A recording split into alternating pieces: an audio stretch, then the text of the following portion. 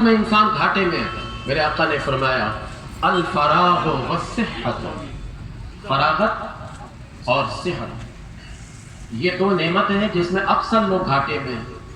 فراغت کے وقت ہمارے یہاں 10-20 آدمی 5 آدمی دوست و احباب ملتے ہیں، چلو یار ہائی وے کے ہوٹل میں کھاتے ہیں۔ فراغت کے وقت کچھ وقت ملا، چلو یار فلاں جگہ پکنک پوائنٹ پر چلتے ہیں، وہاں وقت گزار لیتے ہیں۔ یہ وقت گزر ہی نہیں رہا، یہ نعمت من گھاٹے میں ہیں اکثر لوگ۔ یہ کون فرما رہے ہیں؟ اللہ کے رسول فرما رہے ہیں کہ یہ وہ نعمت ہے فراغت جس میں اکثر لوگ گھاٹے میں ہیں، لیکن وہ حضرات جسے ہم ولی اللہ کہتے ہیں یہ اس نعمت سے بھرپور فائدہ اٹھاتے ہیں۔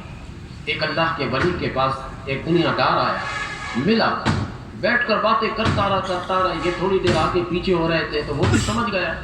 کہا حضور میرے آنے سے کچھ آپ کو نقصان ہو رہا ہے؟ کہا کہ جی نقصان ہو رہا ہے۔ کہا کیا؟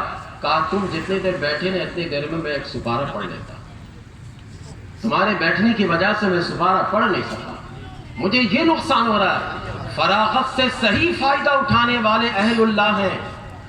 اگر ہم نے بھی اور آپ نے بھی فراغت سے فائدہ اٹھانی ہے تو پھر آپ اہل اللہ سے جڑیے، ان کے ماحول میں بیٹھیے، آپ دیکھیے کہ وہ فراغت میں کیا کرتے ہیں۔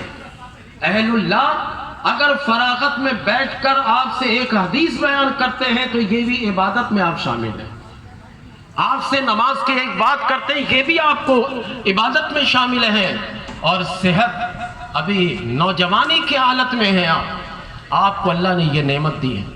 آگے چل کر آپ کی آنکھیں کمزور ہوں گی، آپ کے ہاتھ کمزور ہو جائیں گے، آپ کے ٹانگیں کمزور ہو جائیں گے، آپ کا سارا وجود کمزور ہوتا چلا جائے گا۔ پھر آپ کہیے گا کہ اب چلو مسجد چلتے ہیں، کرسی لگا کے پڑھ لیں گے۔ مسجدوں میں کرسی کا رواج آج کل ایسا کر دیا جیسے پتہ ہی نہیں لگتا کہ چرچ ہے یا مسجد، اور وہ لوگ چل پھر کر صحیح آتے ہیں، کبھی ان کا پیچھا کرے نا تو باہر جا کر ٹھیک ٹھاک چل پھر رہے بھائی، وہ مسجد میں کرسی لگا دیتے ہیں۔ اس لیے اقصی مسجد میں میں نے اپنا قانون جاری رکھا۔ دیکھا بھائی آپ نے، 1-2 آدمی ماضی میں الجھ بھی رہتے، میں نے کہا آپ جو کچھ کر لیں، اللہ تبارک و تعالی مجھے جب تک اس مسجد میں رکھے گا میں کرسی نہیں لگانے دوں گا۔ مسجد ہے مسجد یہ، اگر آپ بیٹھ کر نماز نہیں پڑھ سکتے تو آپ گھر میں پڑھیے، آپ کو جماعت کا ثواب ملے گا۔ مسجد کو مسجد رہنے دیجیے، مسجد کو چرچ کی طرح نہ بنائیے۔ آپ دیکھتے ہیں کتنا برا سا لگتا ہے دیکھنے میں بھی، مسجد کے شان و شوکت کے خلاف ہے یہ بات۔ پھر مثال دیتے کہ حرم میں کرتے ہیں، جی حرم میں تو اتنی وسیع جگہ ہے، ہمارے یہاں بھی آس پاس سے 4 پلاٹ اور دے دیجئے، لگوا دیں گے کرسی۔ اتنی تنگ جگہ میں 10 کرسی لگ جائے تو آپ پھر بقیہ جتنی جگہ وہاں جاتی ہے نہ آپ سے مخفی ہے نہ ہم سے مخفی ہے۔ بہرکیف یہ لا یعنی بات ہے، مسجد میں کرسی نہیں ہونی چاہیے، یاد رکھیے آپ۔ تو صحت جب تک ہے تو مسجد تو جاتے نہیں ہیں، جب صحت خراب ہوتی ہے تو کرسی لے کر مسجد میں، اور مسجد میں جا کر ایسا وقت گزارتے ہیں کہ امام کا بھی ناک دم کرتے ہیں، مؤذن کا بھی ناک دم کرتے ہیں، کمیٹی کا بھی ناک دم کر کے رکھتے ہیں۔ جو گھر میں نہیں چلتا وہ مسجد میں جا کر چلاتے ہیں۔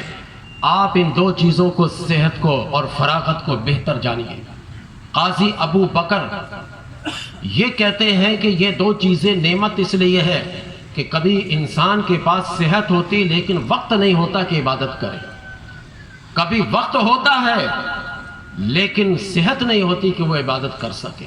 اس لیے دونوں کو ملا کر اللہ کے رسول علیہ السلام نے بیان فرمایا کہ صحت اور فراغت یہ دونوں کو